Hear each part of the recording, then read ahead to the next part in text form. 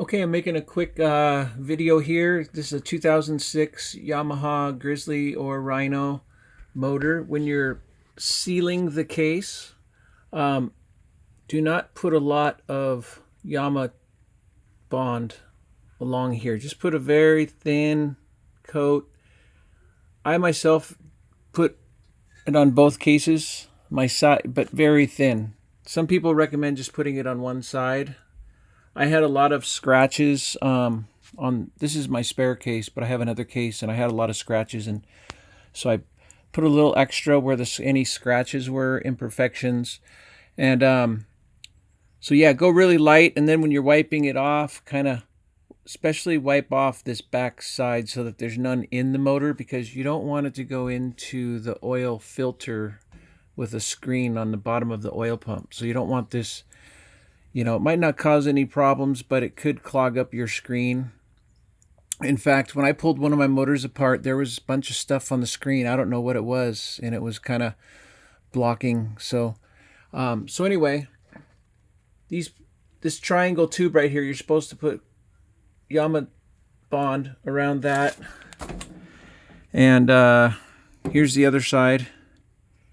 And it is part of a, there's like this oil passage, and it runs up here to different spots. So I think it's pretty critical that, because in the manual there's a very fine, if you look at the graphic there's a little arrow and it's really small. You have to almost get some magnifying glasses, but the arrow goes right to this and it specifically shows this. So that's one little tip. The second one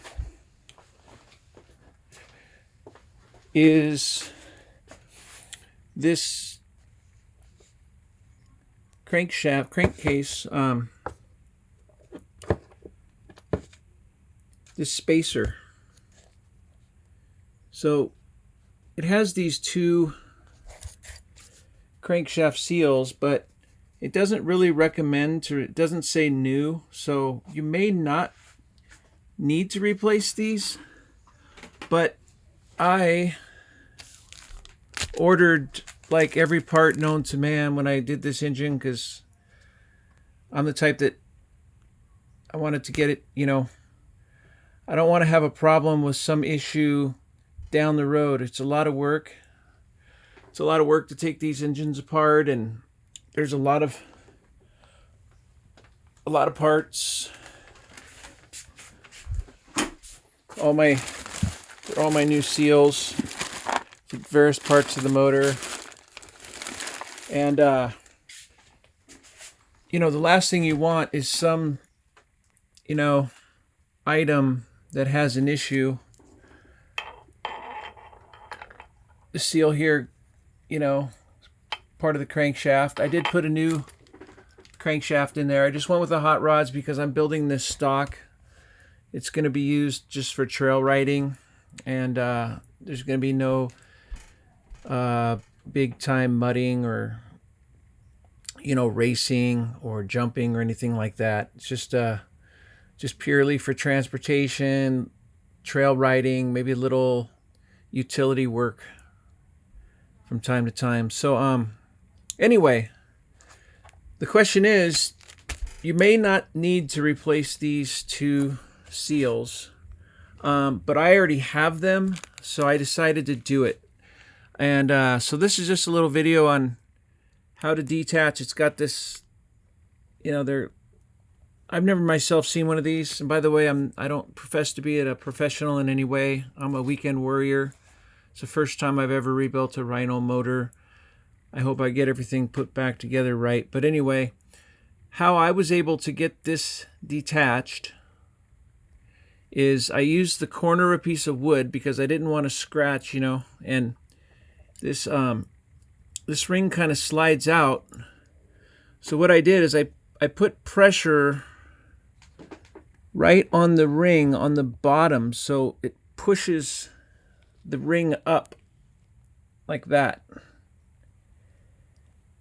And then what I did was, again, I used plastic, but I pushed down on one side as I was pushing the ring up, I had this corner of, I used just the corner of the piece of wood to push this ring up so it sticks up like that. See how it's kind of sticking up? See, it drops down, now it's sticking up. And then I push down on one side over here. And when you push that other side down, then it will unsnap. Now I do not know how to get that out of there. I could stretch it with my fingernails, but I am going to use just, I'm just going to use a ring, snap puller, and then I'm going to find two heads that'll fit in here, and then use this tool, I believe, to separate that and put the new one in there. So it's pretty easy. Again, it may not need to be replaced. It's maybe, these motors are pretty high quality. There's a lot of parts that are just fine. I doubt any metal got into this area when my piston melted. I did not have a lot of metal, but again, when I was ordering parts, I saw them there. They weren't too expensive, so I ordered them. I'm going to put them in there. Okay, so this 1 minute video's turned into 6. Sorry about that, but these are all little things that I have not been able to find on eBay instructions when I'm rebuilding this motor. It takes a lot of time and resources to make videos. I can totally understand. A lot of guys make videos and contribute their little things that they come across, and hopefully collectively with all the videos out there and my little videos, hopefully it'll help somebody out. All right. Over and out.